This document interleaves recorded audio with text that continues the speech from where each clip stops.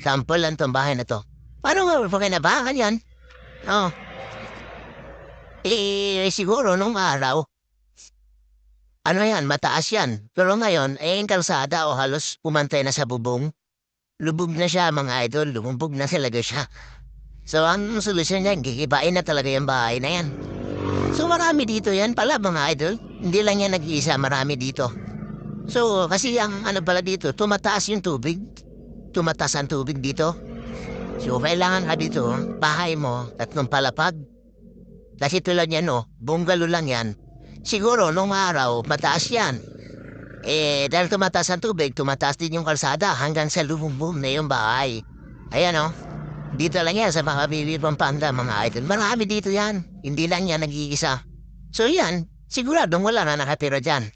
Kasi, paano ko ba makatira dyan? Puro tubig na ilalim yan. Puro bahay na lang ng isda yan. Maraming isda yan sa loob sigurado. Di ba mga idol? Share ko lang sa inyo. Ngayon lang kasi ako napadpad dito sa mga Bibi Pampanga. Na ganito pala ang ano dito. Bahay, lubog. Kaya yung kalahati niyang bahay, di na talaga mapakinabangan yan kasi lubog na sa tubig.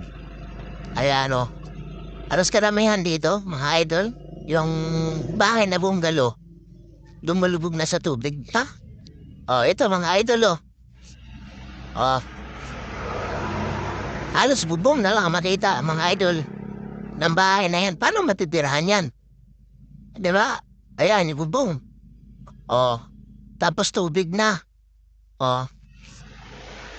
Ano dito? Ibig sabihin, tumataas ang tubig dito, tapos tinatambakan yung kalsada. Ayun nga. Grabe, no?